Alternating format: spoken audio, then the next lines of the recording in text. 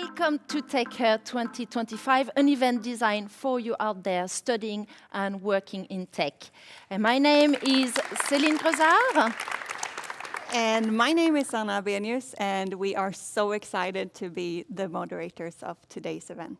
And you are bold thinkers, humble innovators, hard workers. Every day you get to work with technology to really solve real-world challenges. Every day you probably experience that women make up for a third, a quarter of the workplace around you compared to 47% in non-tech fields. And let's face it, it is not easy. But hang in there, because your contribution is priceless to shape tomorrow's society. Today actually means a lot to us, because Tech Care is more than an event. It's a way for us to say, we see you. You are important, and we are together. So it's high time that you should claim your space, you should be rewarded, and thrive in this sometimes challenging environment, and own your skills, use your powers for social good. Now we want you to get ready for 75 minutes of pure inspiration. Here to share their wisdom, hard-earned learnings, honest reflections, and advice are female leaders from Minecraft, Syensqo, Continental Automotive, Intuit, all of us, Oracle, NextGen Healthcare, Chalmers University, and Volvo Group. We're streaming live, so make sure to be part of the conversation on social media and in our 3 live Q&As. Now, I want to give you a little sneak peek for what's to come. Today, Volvo Group is launching something exclusive to help you in your career. It starts with M and ends with Entouring program. So stay with us until the end of today's event, and we will tell you all about it and how you can apply. So stay tuned, and let's go. Let's!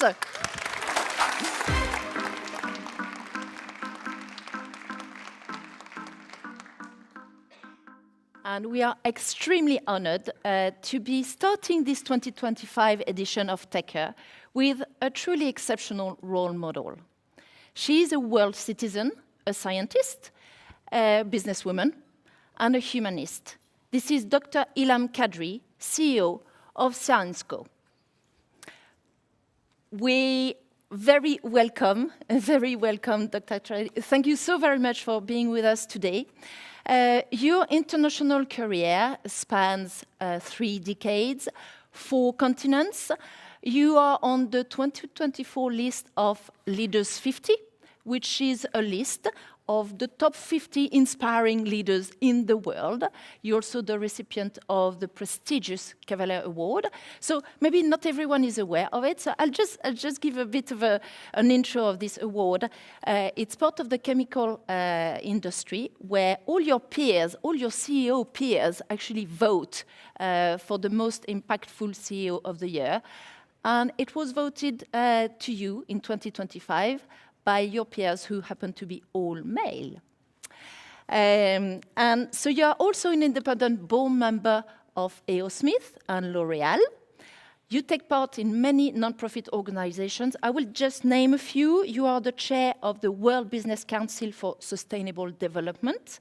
You're the vice chair of the European Roundtable for Industry, and you're a permanent member of the World Economic Forum, International Business Council.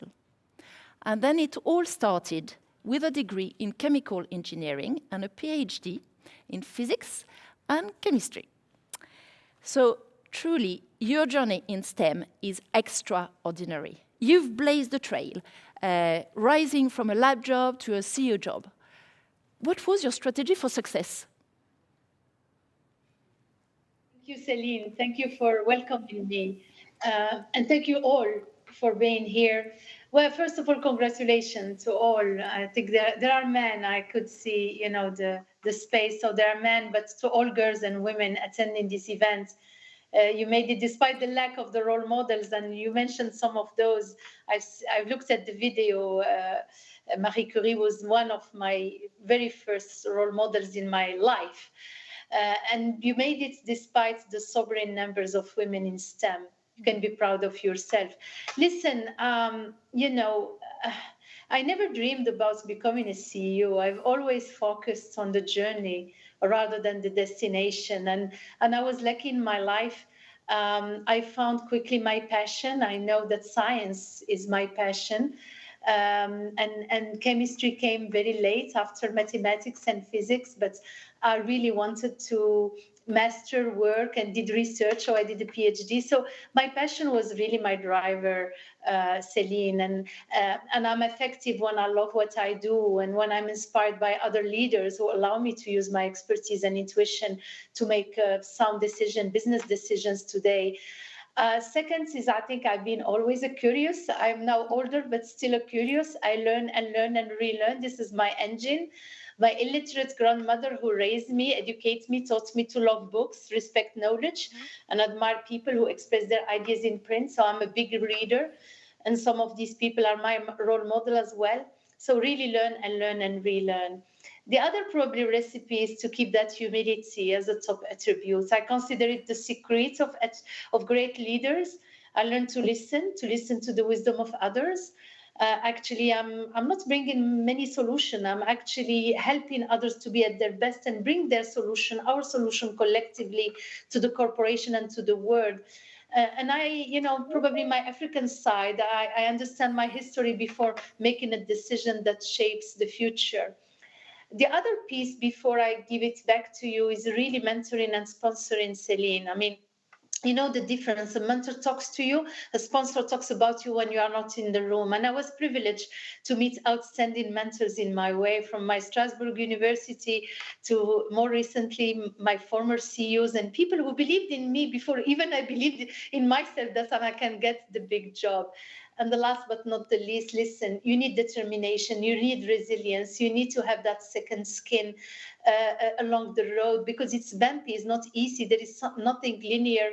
And then when you get the job, hopefully you can impact beyond your perimeter to have that sense of purpose and take ownership of my role as a mother, as a wife, as a colleague, as a world citizen. Back to you. And so you're mentioning, Ilham, the bumpy road. Have you ever faced self-doubt? And if so, how did you pull through? Yeah, many times. My journey was not linear, Celine. Indeed, there were times where I made difficult decisions, like stepping down from a job because it was not aligned with my ethics and values, or during maternity leave, which was, I'm a mother of a 19-year-old, son, and it was not easy maternity leave. At the time, I had a dual career with my husband. And without backup, I decided to leave, my company. And you leave managers, you join company, you leave managers if it's not good for you. Another very difficult moment was that maternity leave, right? When I came back, they had, they forgot me in my organization chart, believe it or not, thinking that now I'm a mother, I would not travel anymore. I was in marketing. And, as a woman, I felt an extra layer of difficulty as I needed to work probably harder to break the glass ceiling. Felt pressure, right? And often you feel guilty as well. Society makes you feel guilty. I mean, someone said guilt is the second name or middle name of women. And these difficult moments also, were actually good for me because it built my resilience. They made me stronger, more assertive. They were pivotal moments in my career to find out what I really wanted and how I wanted it to happen. So I left the company who forgot me in organization charts, went to another one, got a promotion, changed, country with my husband who left his work and with a baby who was at that time 4 months old. And my career took off. So in every setback, actually, it was another additional weapon and munition into my own package to become stronger. And I didn't forget it today. So today we offer as a company 16-week paternity leave because I didn't forget that time where as a mother, I needed support from my husband and from my spouse. So all of those challenging time makes you prioritize what is truly important for you. I would speak about intermediate destination, pivotal moment than difficult ones now. Back to you. Your passion, Ilham, comes through the screen. It's amazing. I wonder, what fuels that drive? the youth, the way you are raised and how you nurture it. For me, was my grandmother Celine, who was my first role model. Illiterate, was a cleaner. She pushed me to find my own destiny through education. She was told that there were two exits in woman life or girl life. First one was to the home of the husband, so we had to do to make a good marriage, and second one to the grave. So she didn't find it that energizing and promising and sexy for us, the girls. So she really pushed us. And during school, I developed my passion for science. Thanks to Marie Curie, you honored her in your video. She was so inspired, and she was an immigrant like me later, the only woman scientist winning a Nobel Prize twice, a free spirit.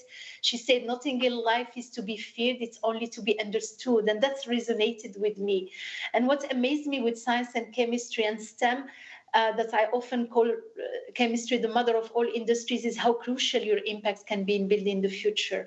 No matter where you stand in the company, from the lab to the C-level, working in a size company is working on creating that safer, greener, and better world.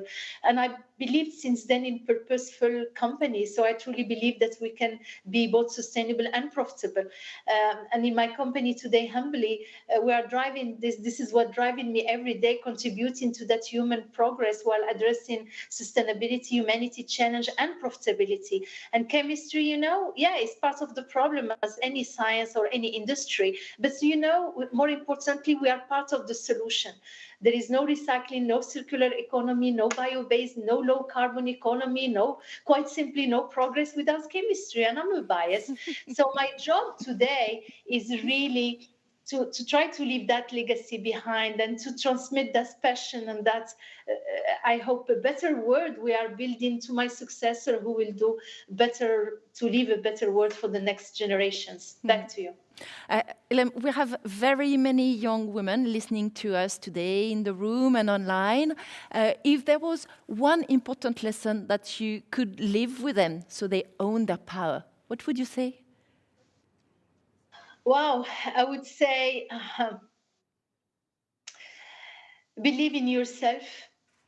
It's okay to dream big and to follow your dreams. In fact, if your dreams or your dream doesn't scare you, it's not big enough. So dream big and share that dream with your ecosystem, with your partners, spouses, boyfriend, father, mother, friends, and accept it can take time and it's not straightforward. Take the opportunities you have to learn and grow. Learn and relearn. That's my African motto. And remember, you cannot do it alone. Build your network. It's important. Find mentors and sponsors. Again, someone talking to you, but sponsor who talks about you when you are not there. In fact, use and abuse of your mentors and sponsors. They will help you grow, develop yourself, get the places you've never dreamed of. I have today many mentors and even younger than me. And finally, do not worry, be brave and follow your inner convictions. It will always lead you somewhere, even if sometimes it's tough to leave a place, to leave, for security, whatever. When you become a parent, you have things to hold on your shoulder, but be brave. You are just at the beginning of your journey. Be yourself, trust yourself, embrace what makes you unique. Wow, thank you for these buckets of inspiration. This is very empowering. We have received actually tons of questions online. I will take time for a couple, perhaps. How do you handle when people doubt your capabilities? Well, I believe in myself, and then I prove to others that I can do it, and I do it more than ever. I didn't tell you one thing. I'm dyslexic, and when I grew up in Morocco at that time, there was no diagnostic for dyslexic, so I was supposed to be shy. Obviously, they told me I will never do public speaking. Can you believe it, right? So and without the support, the diagnosis at that time, I mean, you feel very lowly. But, with the support of my grandmother, with some teachers who believed in me, and then diagnostic came when I was a teenager, right? I could work on my invisible handicap, which became actually my strength. And I learned to master it by go slow to go fast. So yeah, I mean, that's the resilience, that's the inner strength. in us is the most important thing. Don't let the others touch it, you know? You know what makes you unique, and actually embrace and celebrate what makes you unique. This is why a company will retain you and actually give you promotion and support you to grow. I'm hesitating here because they're very good questions. What was your biggest concern or fear when you thought about accepting the CEO position, your first CEO position already 20 years ago? Yeah, it was 10 years ago. So yeah, it was, you know, those things where, I mean, I didn't come with the fear, but when you go to a CEO role, obviously, when you grow into a job, you grow into the pyramid and you are in the top, right? And you say, now I got the big job and I can, you know, engage with organization, I can change lives, I can impact. But when you have to understand, when you become a CEO, the pyramid is just inverse and you are in the bottom of another pyramid of many stakeholders, right? Inside with your board of directors, but also outside, the media, the authorities. And the CEO role has changed in the past 10 years I've been in the job. So yeah, I mean, you have to relearn the job. You have to accept that you are on the bottom of a pyramid and you have to relearn it, right? But listen, it's like any job. When I was prepared, actually, so the preparation was important for me. One of my former CEOs really predicted to me that I will not only get the job, but I will enjoy it, because that's what I was really, you know, interested by. Am I going to enjoy that role? Because the role comes with its opportunities and impacts, but also with its challenges. You feel lonely, you know, there is private person, you know, public life or professional life, it's blurring. And you have huge responsibility, right, for the company, for the impact, for your customers, and etc. And you make, you know, heavy decisions, right? That's your role, and you have to serve and navigate crisis.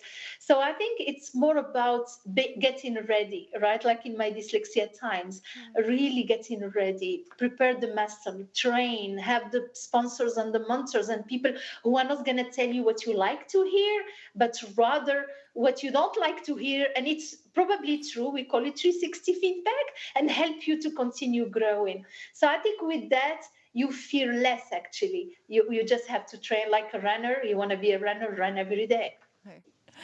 Ilham, thank you so very much for so much wisdom, so much inspiration, and thank you for being so open and transparent and personal with us today. It's a precious gift.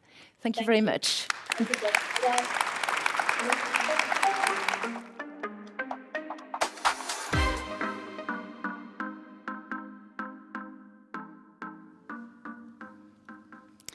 At Techher, we want to connect with you and together create a more inclusive tech industry. I know that India is joining us with that same aim, so let's see if they are as excited about it as we are. Hello, India! Hello! Any excitement? There is a 10-second delay. So soon it'll show. 10 seconds goes by real slow. Yes, there we go. Hello, great to see you. Great to see so many happy faces. I love to see that much energy. Actually, do you know, seeing is believing. The brain can't actually conceive something it doesn't see. And that's why role models are so important. 7 out of 10 young people say that I love to see that much energy. Oh, that's the... it's coming back. So where was I? Yeah, 7 out of 10 young people aged 18 to 24 say they've pursued their career because they were inspired by a role model. And gender matters, research tells us. Apparently, 73% of women say they need to be inspired by a female role model, while only 53% of males feel that way. So, what if you don't have a role model? That's the question I want to explore with my 3 amazing panelists who have charted their course without a map. Nicole, I will start with you. You've held key leadership positions in the US at JP Morgan Chase and Kimberly-Clark. Today, you are the director of Intuit Academy. You believe in the empowerment of individuals through education. So in very many instances, you were the only woman in your environment. How did you find your place? I think it's counterintuitive, but sometimes you have to be your own role model, right?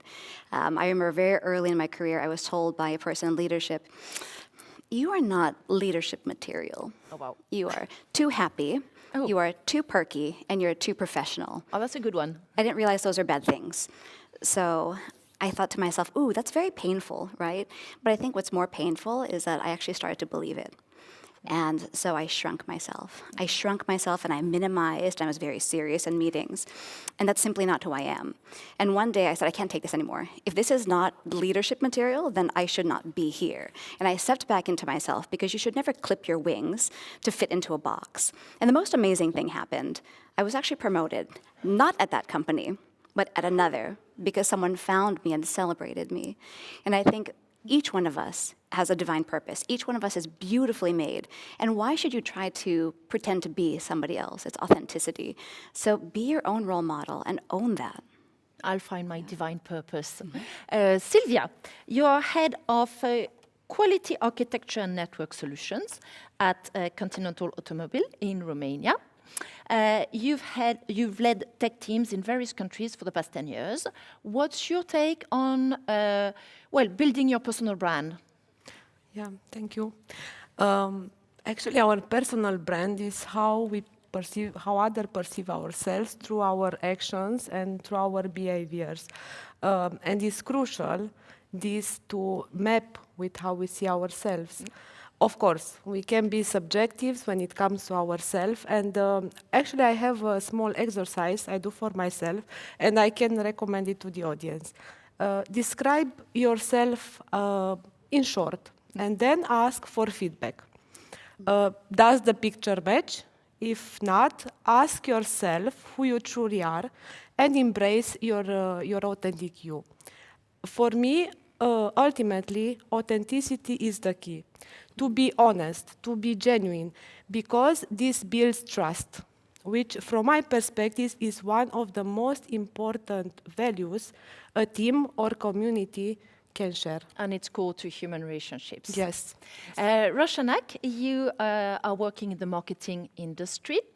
You were actually nominated 7th most influential marketeer in Sweden of the decade.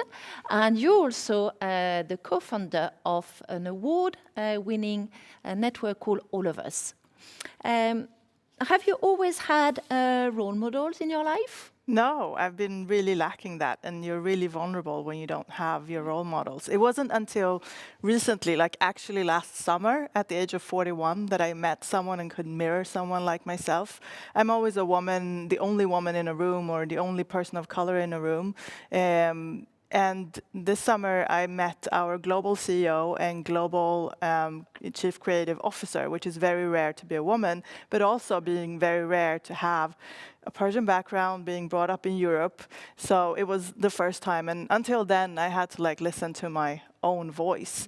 You always, when you're alone, you always struggle with the voices in your head, being the imposter syndrome, which is actually what you think that others think of you. But you have to be strong without a role model and really believe in yourself and finding your own voice in that.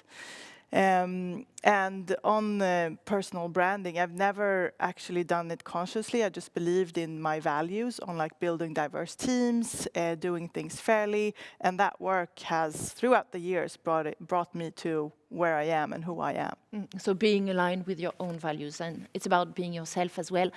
Ladies, the three of you have impressive track records.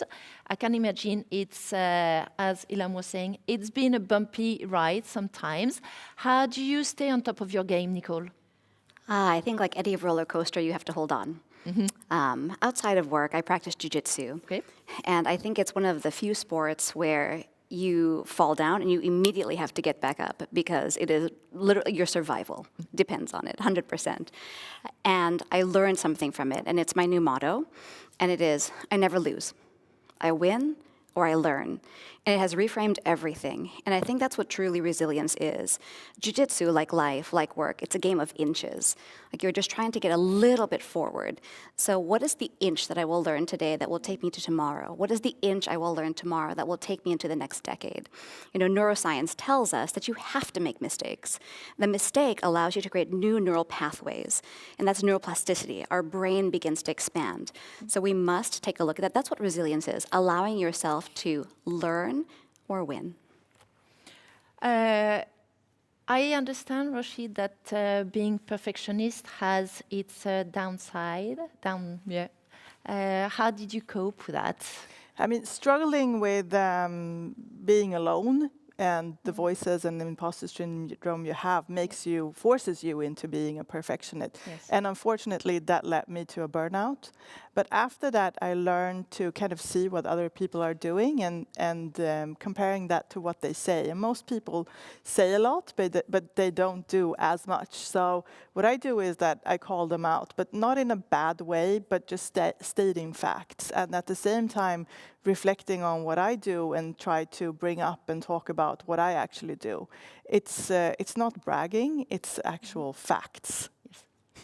And talking about being alone, I understand that you co-founded All of Us with someone who maybe experienced the same situations as you. Yeah, it's very much what Nicole said, that we really need each other. So when I met my co-founder almost 10 years ago now, it was because we were the only women of color at our workplace, and we started talking to each other and realized what we're going through, but also found confidence into driving this topic and led this to where we are now. So you really need each other to be strong. So we don't have to feel that, oh no, we've got to do it all alone, and it's okay to reach out and to be actually with like-minded people and actually seek that, right? Definitely. Yeah.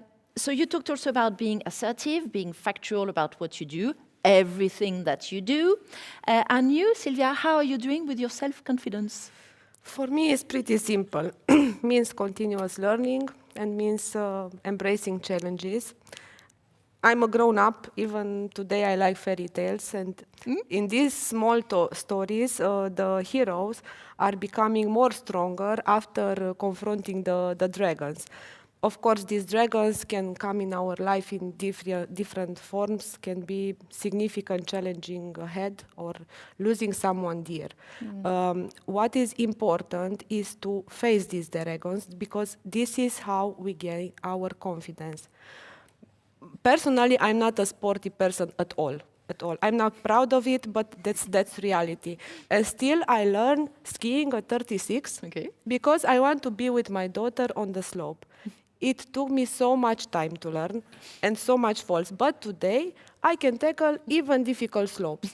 So for me, confidence, resilience, and competence is coming by practice.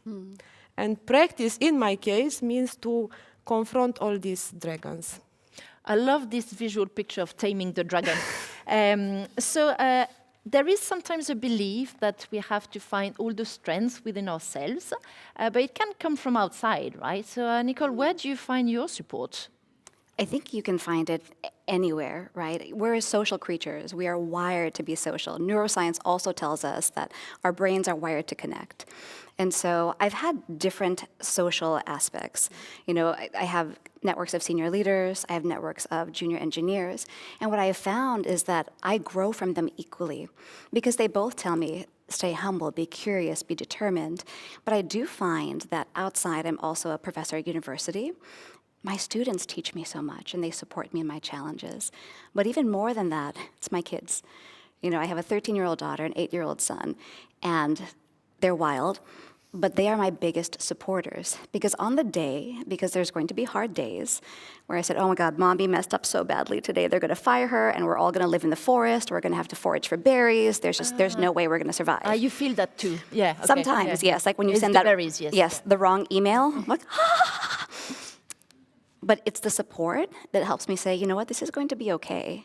And in fact, when I share those challenges and I share with my team, like, oh, I messed up today, and here's what I did, I find that I become more resilient, they become more resilient, and we're able to then support each other. Yeah, I find that too, that when you open up, other people open up, and it really strengthens the bonds. And being around young people is so refreshing. Roshi, how do you surround yourself with the right people? I think that you need a network. Just as Nicole said, we're designed to be wired together, and if you're alone, you're very vulnerable. So I really try to build my network, and it's super important for anyone. If you're young, start today and build it up, because you will need your people eventually. And it's as easy as just asking people for a lunch or a coffee, and just the way that you are most comfortable. I like to meet people in person, someone else doesn't, but whatever works for you. And I remember, like, over 20 years ago at my first week at university, my teacher said, networking is the most important thing in your career. And I thought, that's bullshit. I'm just gonna do my work and it's gonna show. But 20 years later, I know that you have to do it equally. You have to do your job, but you really need that network. So start working on that today. And it can be fun. Of course, meeting new people is fun. Yeah.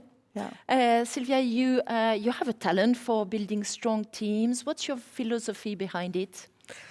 Even if I don't like sports so much, I will do a parallel with sports again. We are not actually solitary runners.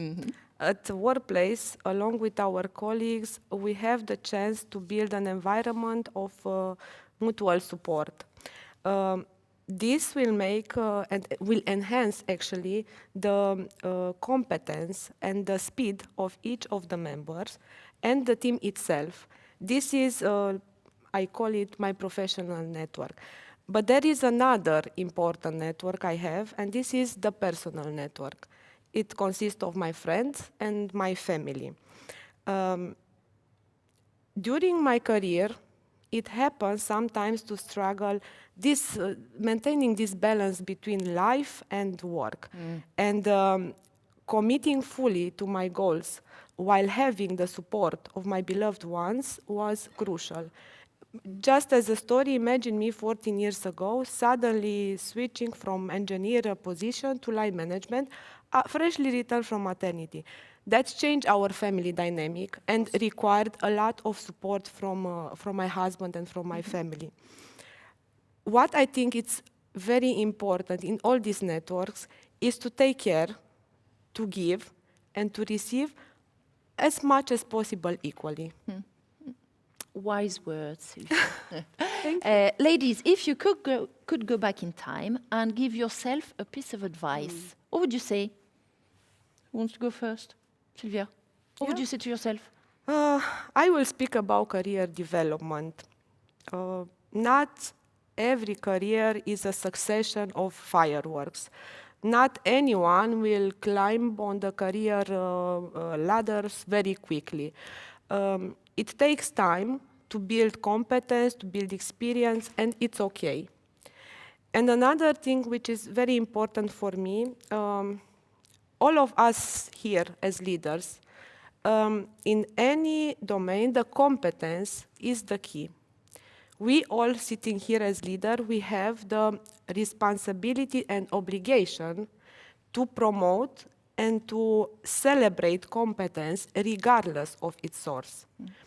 By prioritizing competence, we build an environment of trust and, very important, equal opportunities.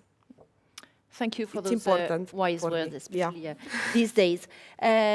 Roshi, what would you say to yourself? To my younger self, I would say to do only your job and nothing else, because too often we tend to pick up things and give service to people that takes time from our actual work and delivery, and actually gives time for other people who don't to do their actual work. So I would say stay on track and do only what you're asked for.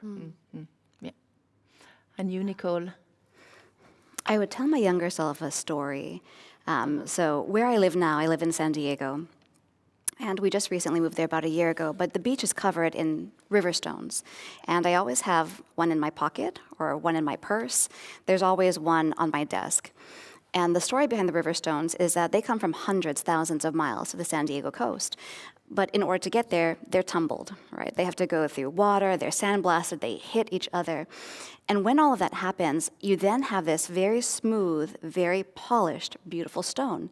And these patterns would have not emerged if the stone had not gone through the sandblasting, the tumbling. And I remind myself, it probably doesn't feel very good to be sandblasted. It doesn't feel good to be tumbled. But when you find these stones on the beach, they're never alone. They're actually in clusters together with shells. So I would remind myself that, Nicole, you're going to be tumbled. You are going to be sandblasted. You're going to be hit with other rocks, but you will find yourself amongst others, and the most beautiful patterns will be revealed because you allowed yourself the journey. Oh, that's a lovely story to end this discussion. Ladies, we have some questions. I would like, checking the time, I would like to take one question for you, ladies. What is your golden habit for success? Roshi, what's your golden habit?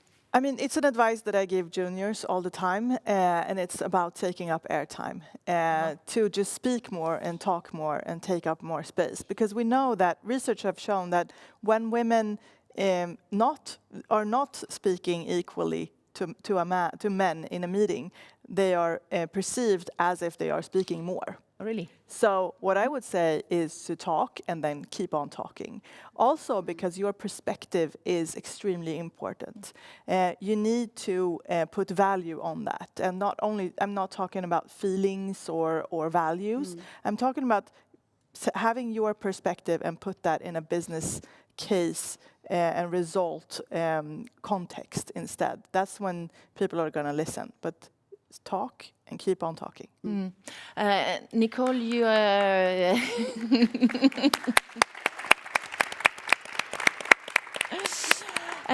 Nicole, you talked about you never lose, you I win or I learn. learn. Yeah, Absolutely. Is that your one golden habit? That is my one golden habit. I win or I learn, but I'm going to cheat and give you two game changers.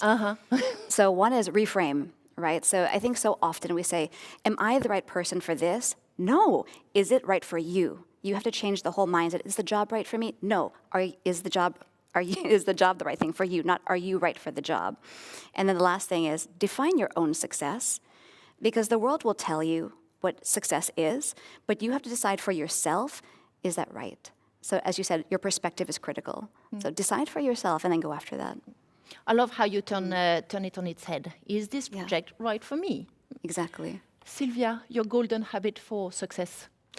I will go back to Roshi actually, because I like what she said. Yes, we need to speak up, and sometimes we might be perceived as aggressive when we speak up. But if this happens, we just make it clear it's not aggressivity, we just make a point and move forward. In my case, my golden habit is to rely on my strengths. Being adaptable, focusing on the solution, not on the problem itself. Being a hard worker, this means do my task to the best of my abilities, but knowing when to stop and have courage to speak up and to ask questions when there are uncertainties or there are sensitive topics at hand. Also, understanding how my decision affect my personal and professional life, and recognizing my boundaries in terms of ethics or values and my no-goes is also crucial. Ladies, today I've learned that success comes from not fitting into a mold, but being yourself. I will talk more than I think I should. I will do less than I think I should. And I'm going to go and visit the San Diego beach. Thank you so very much, ladies.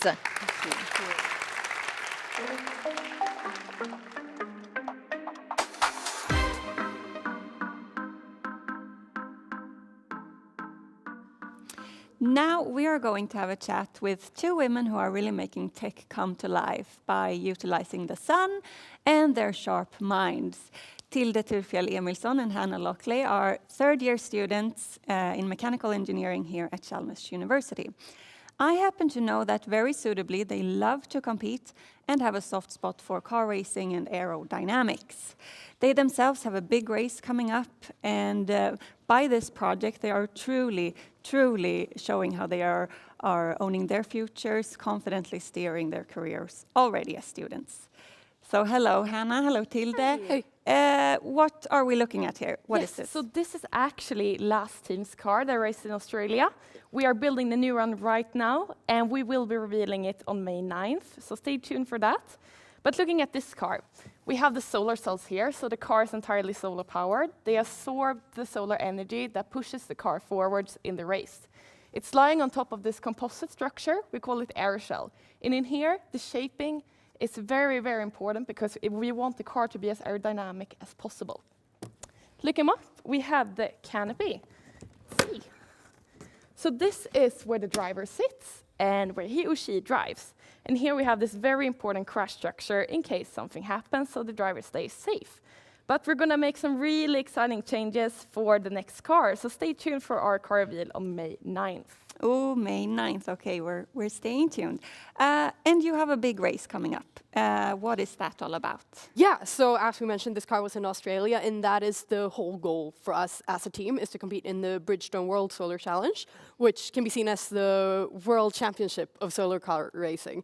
So the competition stretches from Darwin in the north to Adelaide in the south, over 3,000 kilometers, where we're driving from 8 till 5 in the evening, stopping in the outback, camping wherever we are when the time hits. Wow. And then just keep going. So we're bringing the entire team with us. We have people working on strategy, on mechanical and electrical maintenance, and on safety to get the entire team into the goal on time. So it takes a team, right?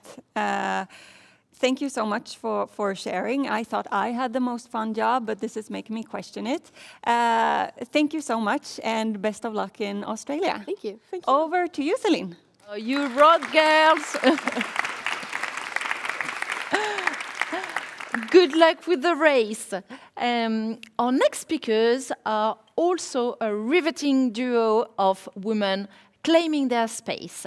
One has built a very successful career over the past 26 years, and the other one is 26 years old, starting her career in tech. We'd like to give a very warm welcome to Srishti Sofat, a serial startupper in the US and in India, and today the Senior Vice President for Product Development in Oracle. And also a warm welcome to Lennström. You are actually studying here at Chalmers University of Technology in your final year, studying industrial ecology. I will leave you to a bit of a chat, sending you off with that $1 million question. How do you address the imposter syndrome? Ooh, yeah. Hi, Srishti, good to see you. And yeah, I mean, the imposter syndrome, it's been quite challenging for me and still is. But I think it's also supernatural as a human being to question yourself to a certain bit. And especially if you're in an environment where you maybe feel questioned by others. So my way of dealing with this is to kind of separating my feeling from myself a bit and putting a persona to the feeling. So I see it as I have a little imposter inside of me that I have to make friends with. So I need to understand her. Who is she? What does she want? And maybe most importantly, how can I calm her down? So what I realized is that my little imposter, she wants to protect me. And she wants to know that I'm in the right place. So basically, the only thing I have to do is to calm her down by saying, thank you for caring, but don't worry, I'm right where I'm supposed to be. And by doing this separation, I feel it's more easier for me to not take her too seriously. She can go on forever, and I will just handle her in the way I can. And that makes it more easy for me to cope with. But I'm super curious to know, since you are super experienced, do you think that the imposter syndrome disappears with time, or do you still have a little imposter inside of you? Well, what I can tell you is that building confidence definitely comes with experience, right? Like imagine if you do something the first time, you have some self-doubt. You do it the second time, it gets better. By the time you do it the third time, you're an expert, and you and the little friend inside could be all glowing in confidence. So I think that, experience does help.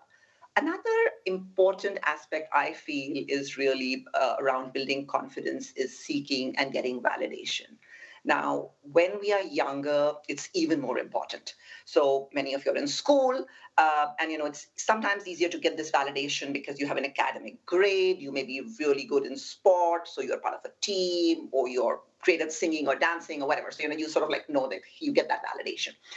As you enter the workforce, it gets a little bit more complicated. So you kind of have to navigate the system, figure out who the stakeholders are, who are you seeking validation from, and work towards getting that for yourself.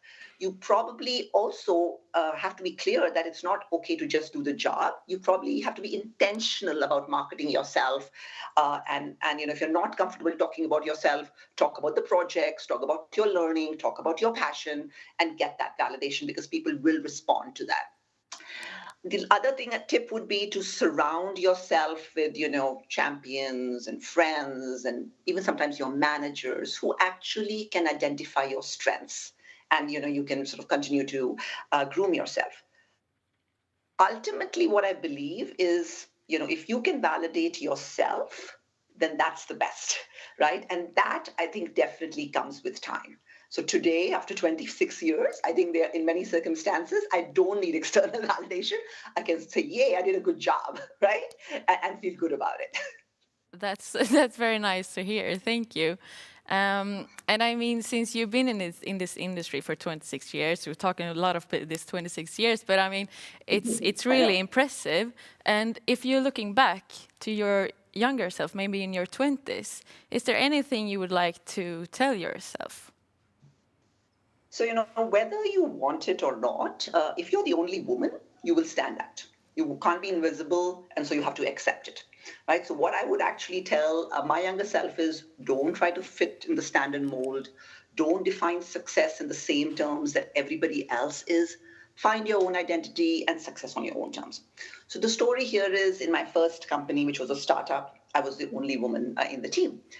Anything I did was highly visible. So what I decided to do is, try to fit the mold. I wanted projects which everybody wanted. I was defining my success pretty much in the same terms as everybody else was. And let me tell you, I wasn't super happy and I wasn't in a good space. Few years down the line, I realized the kind of projects I thrive in. I realized what I am good at. And that's when I started thriving in my role and feeling good about myself. So for me, it was always easier to figure out what I didn't want to do. And I used that to navigate my career decisions, right? So I would like to, tell you as me, the 20-year-old, that your point of view can be different from the rest, but it can be better. So let me shift gears to you, Moa, a little bit. How do you plan to take space in this environment? Good question. Because actually taking space is one of the keys, according to me, to actually be confident and also stay confident. And I mean, some days it happens naturally. You feel super good about yourself and it shines through when you're taking up the space. But for me, at least, I think on those days where I'm not feeling it, where I'm not feeling myself, I have some tricks to trick my body and into being confident, and then it kind of spreads to myself, basically, because we're communicating a lot with our bodies. 55% is through body language, so it can be super powerful to use your body to trick your mind into confidence. And I mean, it can be small things, sitting a bit lousy in a chair or walking with a great posture or just maybe keeping eye contact with the person you're speaking to. So, I mean, everyone has their own tricks maybe, but for me, very, very small details can make a huge difference in how I'm feeling and if I'm daring to take up physical space. But I also think it's important to not only take physical space, but also verbal space. As Roshi said before, like, just talk. Dare to take up the verbal space, and don't let anyone interrupt you or take over when you are using your space, because you have equal access to the space just as anyone else. Great tips. I mean, I love it that, you figured this out at this age and you have, thought through this whole thing, because, both the projections, both what you're saying, the physical as well as the verbal, are very, very key to making you feel that. So that's great. Now that you have this plan, you're soon finishing your college and going to join the workforce, why don't you share some tips with the group here around what are your tips for that? Yeah, I mean, it's tips for myself just as for the others. But I think one thing that it's easy to forget is that you're actually able to apply to whatever job or whatever workplace you want. And you should make a conscious choice on where you're applying. So for me, it's important to know what's out there and to know my values and to know that the company I'm applying for also shares my values. So how do you do? I mean, go visit companies, talk to people, and really just do your research on what companies are out there and where do you want to work. And on that note, I think it's also important to just apply. There are tons of positions and there are tons of people applying for the positions, but if you find a position that really is of your interest, but you don't tick all the boxes, apply. Because you may be a super candidate, even if you don't ticking all the boxes. And last but not least, trusting your intuition. I think that's key. I mean, I had no idea I would be spending 5 years of my education in sustainability, and I'm planning to continue in this track. I mean, I had no clue before. But I think just as I'm having a little imposter, I also have a little navigator. And I like her better because she tells me which choices I should take and where direction is good for me. And if you trust your intuition and just follow it, I think you're set. Yeah. But I mean, you had a great career and you've been able to develop it as well. How do you do this? Yeah, no, so, thanks for your sharing, and I'll share 3 tips as well, just to match you, different time and space. So for me, since I joined the workforce, what's been very, very important was pick the role models, and I know we spoke about that a little bit earlier as well. But like for me, it's not one person. I just picked different things, right? So I go into a room and I see somebody gives a great presentation or is calling the shots or somebody's doing this. I'm like, hey, I want to be able to do that, right? And then that works backwards to say, what goals should I have? Oh, I need to do an MBA or I need to learn this skill. So it's kind of worked well for me over the years, different people, different things. But I've sort of attached myself to somebody saying, I want to be that person. The second thing is pretty much what you stated. It's like, believe in yourself. And so I say, raise your hand, right? Say yes to projects. Take those risks and say you want to do it. If you're ambitious, then don't keep it to yourself. Discuss it. Bring it up with your manager, because workplace is, again, complex. Sometimes opportunities are not there right there. They come in later. So if somebody else knows what you're ambitious about, that could come up, right? The last but not the least is it's a long career, right? You're there in the long term. If you're looking at that, many life events happen, right? I've been working for 26 years. And so you want your loved ones to be your sponsors, right? If they recognize your passion and excitement for what you're doing.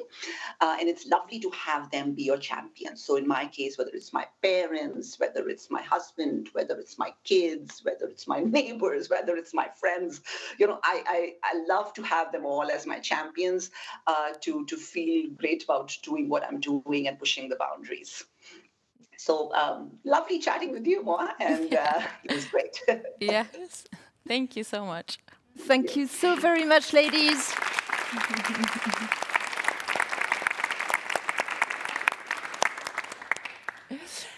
It's actually great to feel that there is so much enthusiasm at different stages of the career, and the best is always still to come. Now, Tech Her is more than an event. It's a community, a global community, and I would like us to catch a glimpse of that and go over to Brazil. And I want to ask... The best is always still to come. Now, Tech Her is more than an event. Practice, makes perfect. So I'm daring again. Are you having fun in Brazil? Hello,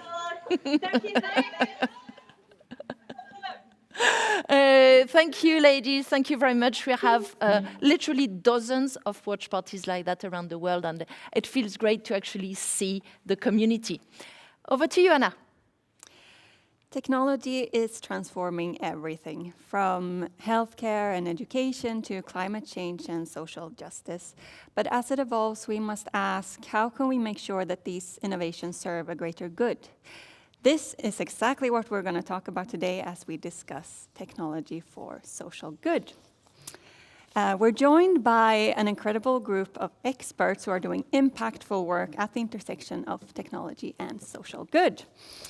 With a PhD in cancer research and extensive knowledge of AI, we have Dr. Vibhuti Agrawal, Vice President of Product Management, AI and Analytics Solutions at NextGen Healthcare, helping to align people, planet, profit, and being the first female site factory manager. We have Julie Maes, Site Director, Circular Operations at Volvo Group. And live with us from New York, we are so pleased to have the Partnership Specialist and Social Impact Marketing Executive, Eva Volandes, Director of Social Impact at Minecraft. Welcome, ladies. Thank you. Let's kick things off with the first question.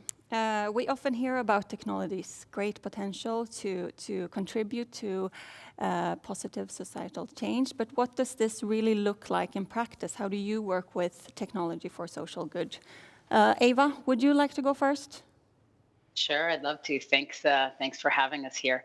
I have been working in social impact for over 20 years. I've had always a focus on partnerships between corporations and nonprofits and really looking at how we can do good and do good for business. Technology is at the core of what I do. I work for Minecraft, a little video game that you may have seen that is a game about how you can break blocks and make amazing and incredible things. The purpose of our studio is to build a better world through the power of play. And so we are actually using technology in the power of games and in the power of how we can bring to life real issues that are in the world, whether it be about climate change or social justice or education. And then how are we showing people those things and then working with partners on the ground, nonprofits that are doing the work to take that digital world and bring it into real life. One of the great examples that I'd like to show is something that we did recently with Nature Conservancy, where we brought the issue of protecting and restoring nature to life in the game. And so we had our players and our community work to understand what it means for animals to be able to cross from one place to the other and what that means for the climate and how we can work together to do this. We then took all the proceeds from that map and we worked with the Nature Conservancy to help them in restoring about 48,000 acres of land. And so technology, especially when it comes to gaming, the ability to show what the real world, the issue in the real world, to bring it to life in a way in which people can understand it and play and experience it, and then being able to work with a partner that's actually doing it and being able to make that change is the way that we're doing it at Minecraft. Thank you, Eva. The power of play is really, really strong. Yeah. Thank you. Vibhuti, you are working in a different field, the healthcare sector. So tell me about tech for social good there. Yeah, absolutely. I've been working in health tech industry now for over 8 years, wherein we are building products really to improve patient outcomes, as well as provide quality healthcare accessible for everybody. So as an example, we analyze data for all patients, identify who are the patients who are at high risk, and then work with physicians and hospitals to provide them with immediate care. We also work closely with some of the clinicians to basically ensure that preventive care is completed for all patients based upon the clinical guidelines, because as we all know, prevention and early diagnosis is always better than the cure. The other big problem that we've had in healthcare has been physician burnout, low patient experience, provider experience. And so we've leveraged technology now, generative AI, machine learning, to really help providers complete all of their manual tasks, documentations, etc., which really improves the face time between patients and providers. And that really results in almost like 40 to 50% improved patient satisfaction and better quality of care. So overall, we leverage at NextGen been leveraging technology really to drive better outcomes, better patient outcomes, better health for everybody around here. And Julie, you work in the automotive industry where tech is used to reduce the reliance on fossil fuels and improve road safety.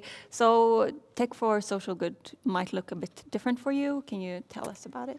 Yes, indeed.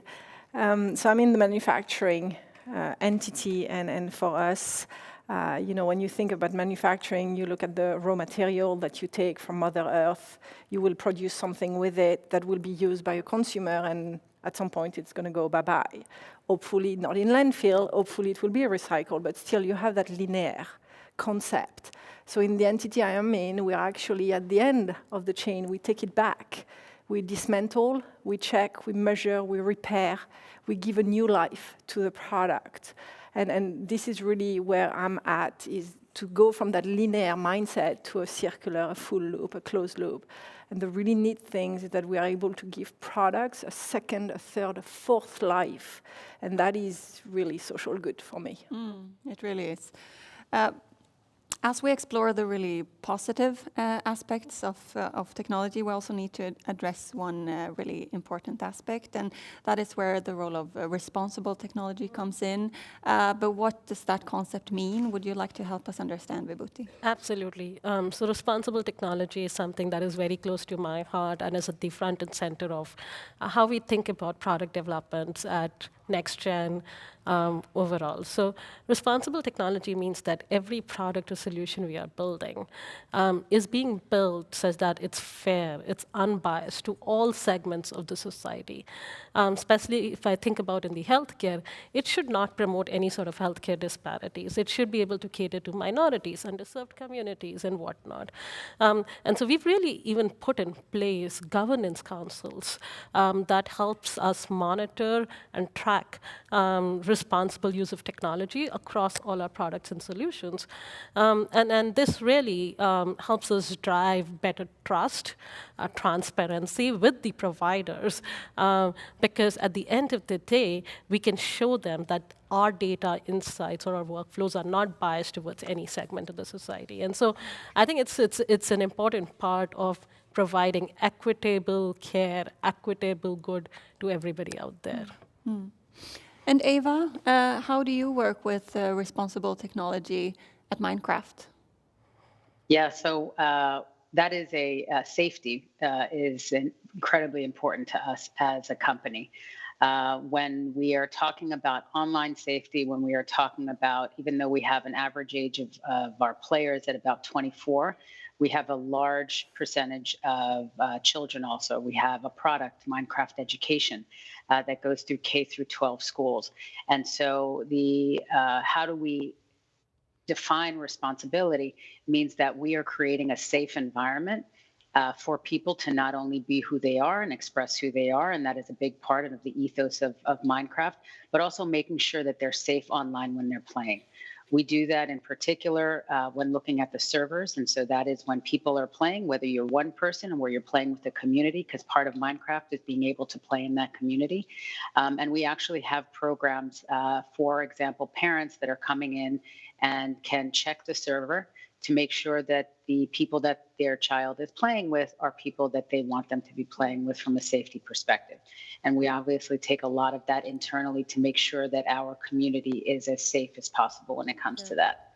We also look at things like new technologies that are coming out, like AI. In our Minecraft Education game, we have specific things that are talking to youth about what is AI. and what is responsible AI and what is ethical AI. And so our opportunity there is to be able to, again, gamify something, but bring new technologies in, but in a responsible manner that is explaining it, but then also teaching about how you can responsibly use that as the world continues to change. As a mother, that makes me really happy to hear. She's 1.5, so no Minecraft yet, but in the future, thank you for sharing that. Let's shift to where we can make the biggest impact. In your experience, where do you see some of the greatest opportunities to where technology can help solve some of the society's biggest problems? Eva, do you want to go first? Sure. I think what we are doing today, the ability that we are having to bring a lot of different industries together. Like I said, my career has always been about bringing different players together. I believe that private, public, and government can come together and work as one. And we each bring something different to the table. So being able to work together and to influence across our networks and very complex issues. I talked a lot about climate change. We can talk about social justice. We can talk about any of the SDGs that are facing the world. And when we come together, bringing our ability to make change, for example, with AI, that is a big topic with technology. For us as a technology company to come in and to be able to work, for example, on figuring out where the next fires can be or where the next unfortunate natural disaster is going to come, and be able to come up with quicker solutions, whether it be in medicine, whether it be in any other area. And we can work with organizations that are doing that on the ground or governments and create infrastructure there. That is where we are able to truly make changes and be able to ensure that people globally and across the board are able to use technology in the most ethical and responsible way forward. And Julie, your thoughts? So many thoughts. Transparency, Eva talked about it. We have digital passports coming where you're going to be able to trace the full life of your product, how many times it's been repaired, what you have in it, where it comes from. That, for me, that transparency will become more and more important. It will hold the companies accountable to do the right thing as well, which is really, really good. We see machine learning, AI, Nicole was talking about the learn fast, fail fast. Really that as well, that we can design something, use machine learning, AI, design it, see if it works, to build and to demand. So we can also make the right product for circularity. So technology for me makes everything more scalable, allows us to go faster, and hopefully to a better world. And Vibhuti? I think, I'm very passionate about healthcare. And so I feel like technology can really take high-quality healthcare to the remotest parts of the world, to the most underserved communities. We have seen telemedicine now being there. Even during COVID, it rised up. And now we have seen the telemedicine with now the artificial intelligence, machine learning, the diagnostics can happen much quicker. And then all of that combined with so many wearable devices and remote patient monitoring.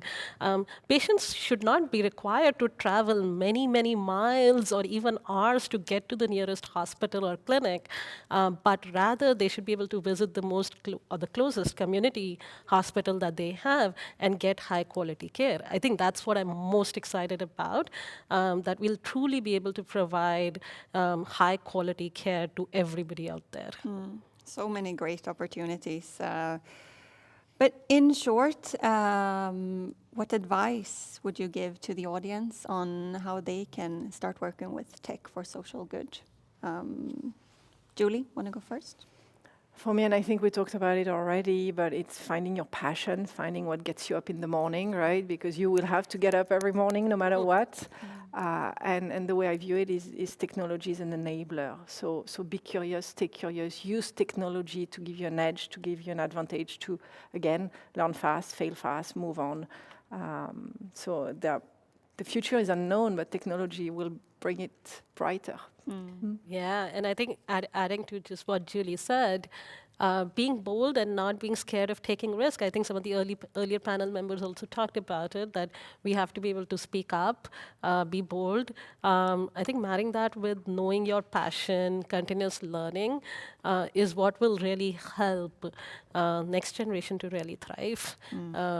And yeah, create new innovative solutions and solve real world problems. And Julie, the advice is from you. Eva. Would you like to share? Oh, sorry, Eva. Yeah, I mirror a lot of what has been said. I think finding your why and sticking with your purpose, and finding your tribe, because the why of why you do things. I'll give you an example of a designer that I would talk to that she said, the why has always been, I want to tell a story. And who would have known that telling the story would have come in a video game? Same thing for me. This is the first time that I've worked in the video game industry, and I have had a lot of different industries that I've worked with. And the why has always been, I've wanted to do social good. And I now know and knew before that technology was the way in which I could have the biggest impact at this point in my career. And so getting to the why and finding your tribe and the people that you're able to talk to about it, and the people that are going to tell you you're not an imposter, because no matter where in your life you are, I told my niece this, who's 21, I said, we feel like imposters sometime too. Yeah. So that finding your tribe and your why is really your North Star, I think, for getting ahead and getting forward and having wonderful opportunities like this one to build your network of supporters. Yeah, finding your tribe really seems like the common thread here. Thank you so much for sharing. We are opening up the Q&A, so let's dig into that. I'm curious to see of all the questions we've received. So here is one. Do you ever face any misconceptions when working with tech for social good? Would you like to share? Yeah. There are some misconceptions that we face. One of the most common ones, since I work in the field of artificial intelligence, is that will artificial intelligence replace us? In healthcare, people talk about, will AI replace doctors, clinicians, nurses? And I always end up saying, no, artificial intelligence, machine learning, like Julie said, is an ally. It's an enabler. It's a technology which will help us become more productive, more efficient at what we do. But it needs to be complemented with the right policies, with the human expertise, right workflows and tools for it to really have that broader impact on the society. So I think that's the big misconception I keep hearing about. And I think that goes for many of us, I guess, to start making tech work for you instead of the fear of being replaced. Yeah. Eva, would you like to add on that? Any misconceptions you're facing? Sure. The idea that this is a nice to have and not a must have. I think that is a misconception, and that corporations are seeing it more and more, whether it be ESGs that are coming in and linking your stock to how reasonable you are and how sustainable your supply chain is and how your business is doing, but to also the reality that we are made up of employees. And there are so many conversations that I've had with employees that have said that they have chosen Mojang Studios over another studio because of our purpose.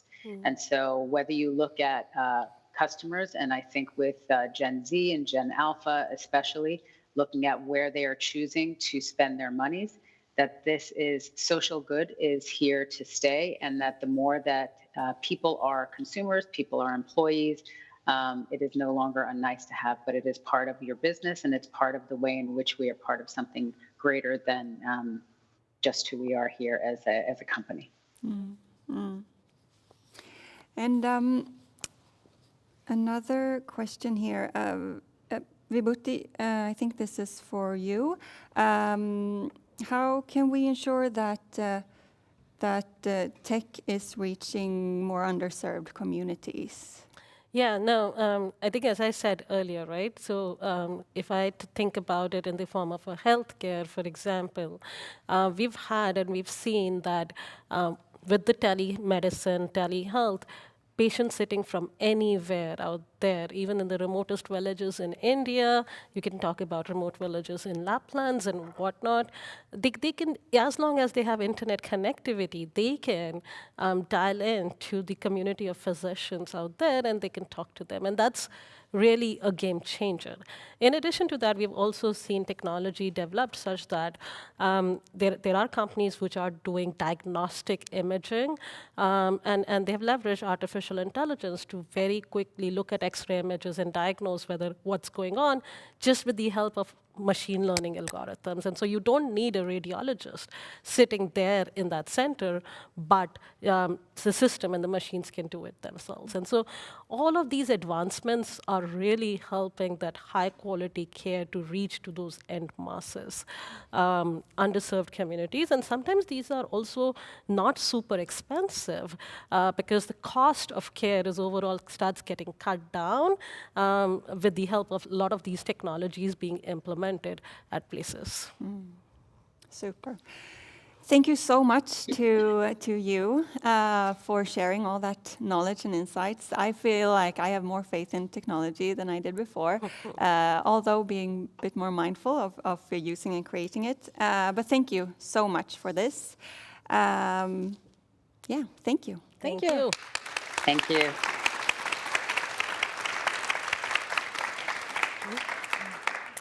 Okay, Anna, our event is coming to an end. I've thoroughly enjoyed it. I would love to hear how it was for you. How would you describe your Techer experience with one word? I think the Menti code is appearing again on your screen. Send us your one word. Anna, you teased us at the beginning of the event. Oh yes, what a teaser. Yeah, Yeah. Tell us more. So today we are launching the Techer mentoring program, an exclusive program, truly global, for you to apply to. Anyone who feels motivated to gain insights and support on your tech journey is encouraged to apply.